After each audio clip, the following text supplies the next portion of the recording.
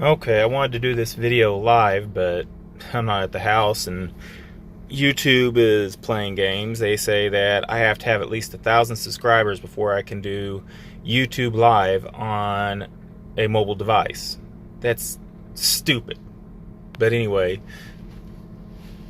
that's how stupid Google is being, because Google owns YouTube.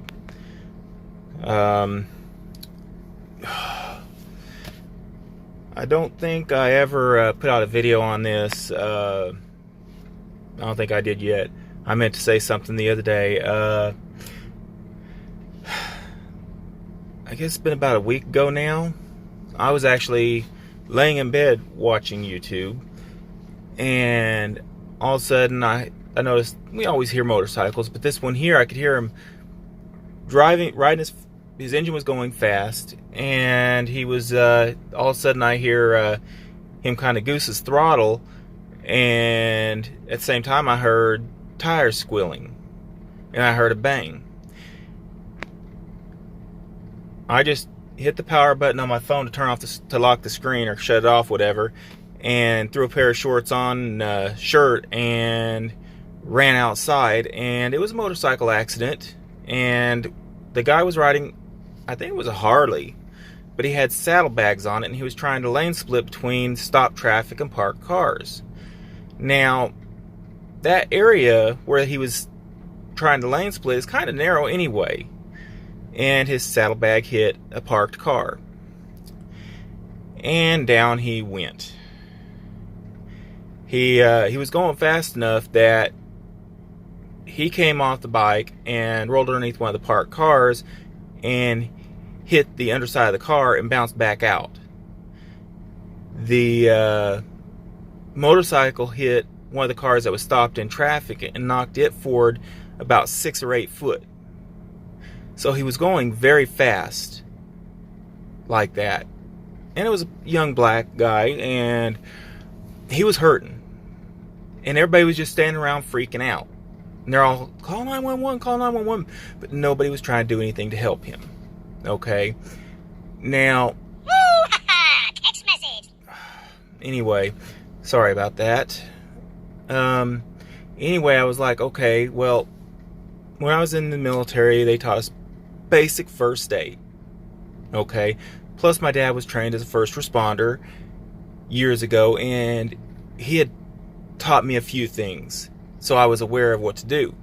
Plus, having watched when I was a kid Rescue 911 and all this stuff, I knew exactly how to handle this. First step was to keep calm. Okay? So as I'm crossing the street to get to him, I'm assessing the situation. Is there any imminent danger where he needs to be moved now? And there was not. Okay. Is he still breathing? Is he conscious? He was bleeding out of his nose, but he was conscious and aware. And he said he was having a hard time breathing. But he was sore. I told him, I said, we can't move you because you may have a neck injury, and moving you could cause you to become paralyzed. Just bear with us, and they'll get you on the stretcher and get you stabilized when the ambulance gets here. And I've been there for about 2 minutes, and this lady that was stuck in traffic had realized what happened because cars were turning around, and she got out of her car, and she was an off-duty paramedic. So thankfully somebody showed up that knew more than I did. But I enjoyed being able to help, and the fact that I was able to keep him calm and keep him conscious. And it took about, I'll say probably about 8 minutes, 10 minutes, something like that, for the first cop or anybody to show up. And it's really funny because there was a cop half a mile down the road, but he didn't show up. Why? He's just sitting there. He sits in his car for hours down the street. I mean, I've driven by there 2 or 3 times during the day, doing different things, and he's there. I mean, I'm talking like 6 and 8 hours. He's still there. So I don't know what his deal was, or if he had already left, but that was a little frustrating. But the fire truck shows up, the guys are still getting out of the truck and trying to get their kit together so they can help him. And a cop pulls up and says, okay, they're here, you can get back. They're not here until they put their first hand on the body or set their bag down next to the person. That's when they're there. And the lady had advised the cop that she was a off-duty paramedic. And when that happened, now I'm able to step back. And it was kind of a scary situation with this guy, because he could have been killed in this accident. And from the looks of it, all he did was got a bunch of scrapes and bruises. But they took him away in an ambulance, and when they were trying to get him on the backboard and then onto the stretcher, he was screaming in pain. He was hurting very badly. I mean, I felt bad for the guy, but there was nothing they could do, you know. Here in America, you don't get anything in the ambulance for pain like you do in the UK. You don't get nothing. You're in pain? Sorry, you got to deal with it. We can't do nothing for you. The UK, okay, something like that happens. They're like, okay, we're going to give you a little bit of something that'll last for about 10 or 15 minutes, just enough to help dull the pain, take the edge off of it. And they do that. Here, no, they don't care about that. I mean, I can understand they want you to be able to tell the doctors where your pain is, and if you're under something strong that kills the pain, you can't tell them where you're hurting. But how is it the UK can give you enough that takes the edge off for about 15 minutes, long enough for you to get to the hospital, basically, and usually right as you're getting to the hospital, just before, it's pretty well the relief is faded away, and you can tell full bore where the pain is. So, yeah. I encourage anybody that rides a motorcycle to please be careful. Lane splitting is very dangerous, and if you're doing it at a high rate of speed, and traffic's at a standstill, you are so much more likely to be in an accident. And people don't understand this. I had somebody telling me that I was crazy wanting to ride a motorcycle, that it's deadly. Yes, it can be deadly. But if you pay close attention and you anticipate the worst, pray for the best, you have a much better chance of not having any accident at all. I rode a motorcycle for a little bit here, and I always pay attention to my surroundings very closely. Same thing I do when I'm driving. I'll be stuck in traffic and it's barely moving, and I'll hear and see a motorcycle coming up behind us that's lane splitting, going kind of fast before the old lady does. And she was usually the one with the window down, not me. But she just didn't notice it. And she would jump every time the motorcycle went through. Me, I'm like, oh, okay, cool. You know, I'd always move over.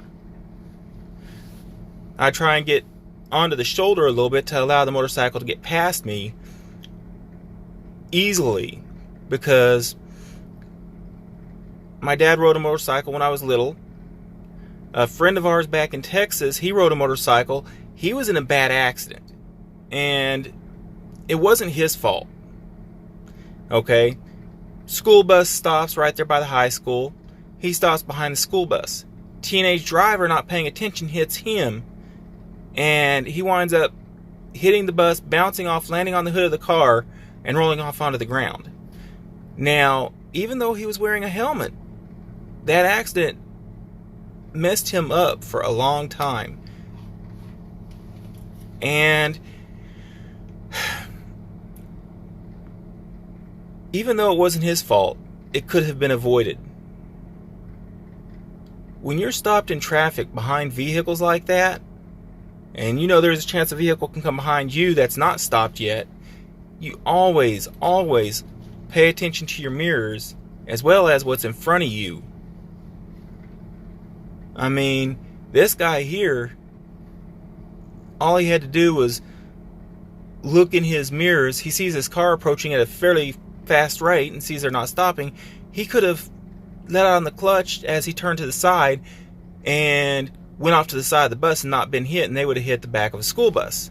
It's not going to hurt anybody if that car hit the back of the school bus. It's just damage the bus a little bit and damage the car.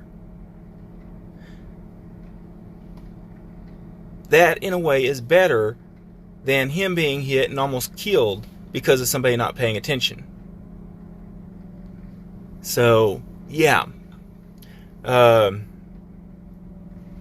When I was riding my motorcycle and I was coming up to a stop sign behind cars, or a stoplight, I'd lane split, but I'm going slow. And I would lane split and get up to the front of the line of cars because they're already stopped. They're not going to hit me. And I would pull up to the front of the line, so I'm kind of in front of and beside. So I'm not fully in front of it or beside it, just kind of there, and the car knows, okay, you're going to take off before I do. And it's a known thing. You're going to do that. They expect it because you're on a motorcycle, and they know it's very dangerous. So that's what I do. On the freeway, I don't lane split at all. Now, if it's stop and go traffic, I'll lane split, but I'm going slow. I'm going just enough to keep the engine cool. That's it. And you don't have to be moving very fast to cool that engine down. I mean, you're doing 35 miles an hour on a bike that's air-cooled.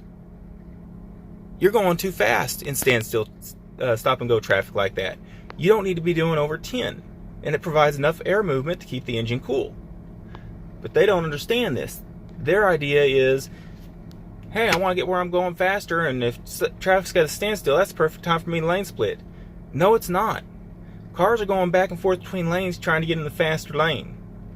And because of that, you're more likely to hit a car as it switches lanes because they're frustrated with traffic. They're looking to see if it's clear next to them, not behind them.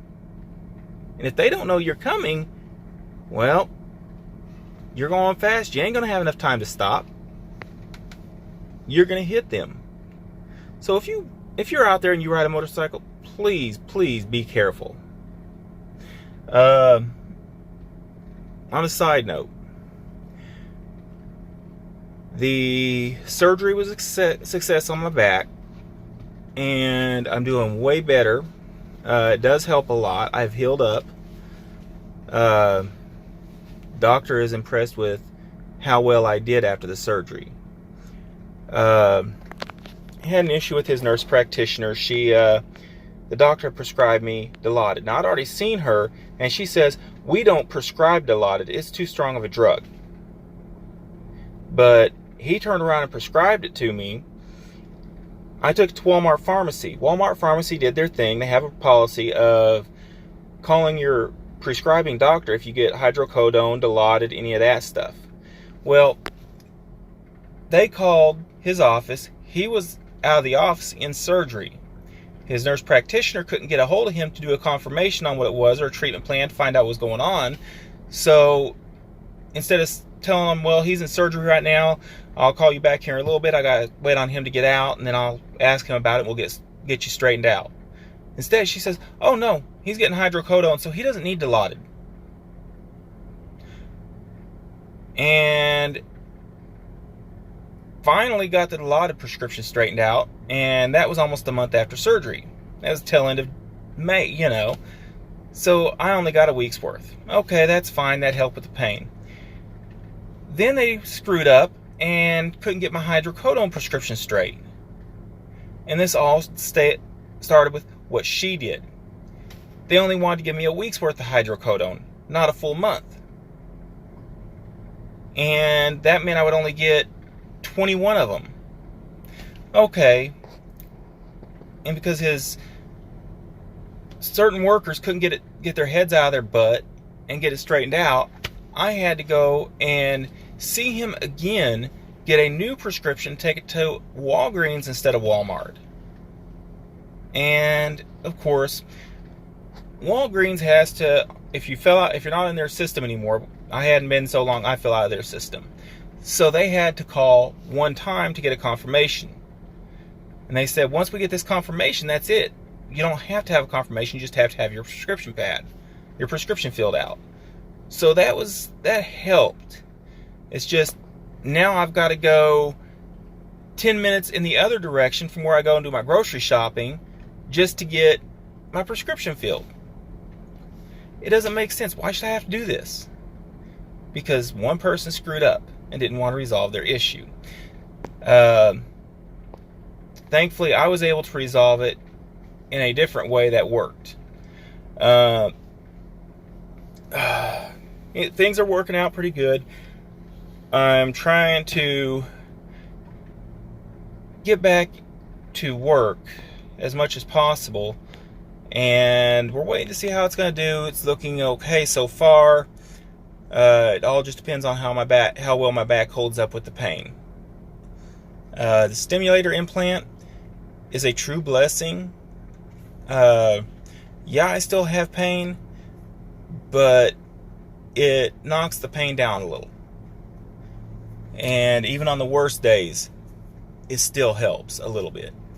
So it is a blessing to have that. I would say if you have a problem with chronic back pain and your doctor can send you to a neurologist, neurosurgeon, I would say talk to them about that. Because yeah, you have a little bit of, it's weird how the process goes. You have to do a trial version before your insurance will sign off on the full version. Trial version, what they do is they do a partial implant. They have leads going into your back, but they have the control module outside, and the leads are go through the incision into the back, and are the incision sutured closed, and the sutures go around the wire leads to help keep you from accidentally pulling them out. And you do that for about a week. That's required by the insurance. A little uncomfortable. You can't shower while you're like that, which kind of stinks. So in the end, for me, it turns out it's definitely worth it. After a week, roughly, you go back in to see your neurologist, neurosurgeon, and he pulls the leads out. Now, to pull the leads out, they don't give you any local anesthetic or anything. They just cut the sutures holding the leads in place and then pull them out slowly. And they'll use a like gauze bandage to help cover the hole while they're pulling it out, so it's not pulling on your skin or anything. A little uncomfortable, not really painful. After that, they'll put a band-aid on it, make sure there's no bleeding, and then they'll submit to your insurance for the full approval for the full implant. And when he does the implant, he'll ask you the battery and control module assembly. They'll ask you which side you would like that to be on. Okay? And it's totally up to you. You can have it on your left side or your right side, but it's on the upper part of your buttocks. Or as some people say, your bum. And so they'll put an incision there. It's about 2 inches wide, roughly. And then they'll have another incision that'll be over where the first incision was in that area. And they suture it closed. Different doctors have different ways. They'll either use regular stitches, or they'll use a Surrey strips, or they have another kind that's starting to become more popular. It's kind of like a glue, and cross between just looks kind of like super glue when you pull those stitches off, but or when they start coming off. And they glue the incision closed, and then they take these things, and it looks like Surrey strips kind of, but it's a cross between a Surrey strip and a zip tie. It's weird, but it works very well. They actually held up very well for me, so I was impressed. And that's what they use to hold it closed. After about 2.5 weeks, somewhere in there, they start coming loose. You get a remote to control it. It's something simple to use. I actually have mine with me. This is the remote. Something simple. Push the button, hold it down until you get all the green dots lit, and then it unlocks it automatically. Now it's connecting to the module, and now it shows me what I have the treatment level on. And I don't have to have it very high with this. Each person's treatment level with that is different. Mine is low, while the old lady, she has the same implant. Hers is way higher. She has to keep it in the 30s range. So, yeah, each person's different. Me, what I have down low like that works the best. I don't understand why, but I'm gonna enjoy it. It means I don't have to charge the battery as much. Because it has 4 leads in my back, 2 going up and 2 going down towards my tailbone. Because of that, my battery, I use more battery a lot faster. And that means I have to charge it up more often, but hey, that's okay. It's wireless charging. I can put on a pair of gym shorts after I put the battery pack on to charge it. Because it charges, it's weird, it does wireless charging with a battery, if that makes sense. And it's kind of like a fanny pack. The battery goes in, and then you put that on, and when it stops beeping, doing the single beep thing, it's where it should be. Tighten down the pack so it doesn't slip, and then just pull your gym shorts over it, and you can do your house cleaning, wash dishes, whatever, while it's charging. And I actually let mine get too low, and it actually shut off. Once it gets to a certain point, it'll shut off on its own, but it still can communicate with the system. So I went ahead and when I realized what I'd done, I put it on for probably about an hour, hour and a half, and got it up to 1 bar of power. But I had to get going and do stuff outside the house, so I couldn't wear it. Put the charging battery back on its charger, let it charge, came back the next morning and put it back on for another hour, hour and a half, and it's up to 2 bars. And when I get back to the house, I will probably put it back on again and let it charge even more. But this thing is definitely a blessing. And like I said, if you have chronic back pain, I would definitely go for it if I were you. If you can get your doctor to send you to a neurosurgeon, and he looks at it and he agrees it might help, go for it. It beats having an incision or the cortisone injections. Because of what happened with my back, it wasn't an injury kind of thing. It was kind of like a genetics thing. I had what's called spondylolisthesis, and there's a fusion between your vertebrae, and that keeps from shifting too far when you bend over. Well, in my case, that little link is gone. It's missing. So that's what caused a lot of my problems. Then I also had degenerative disc disease, and it was in the same exact location. And that was probably brought on by the first issue. So they put 4 screws in a steel plate in my back, and that stopped the main issue of having problems with my back, causing me to lose feeling in my legs for a little bit, causing nerve damage, that kind of thing. And it has stopped that from getting worse. But it doesn't do anything for the pain. That's why they did this, the implant. And the idea isn't to kill the pain, it's to dull it. But I still have the certain pain in certain areas, and mostly it's in my legs, and it's because of nerve damage that was caused by what was going on with my back. So it won't cause me paralysis, it just causes me pain. So here in a couple of weeks, I think it is, I go in and they're going to do cortisone injections in my lower back. They'll do it right above where they put the steel plate and the link junction above it on each side, and see how that helps. If that helps, okay. If not, they're also going to they'll come back and do the joint below that. And between those two, they're hoping it will knock the pain down. Because that's another problem I have problems with is pain. It makes it hard to do stairs because I hurt so bad.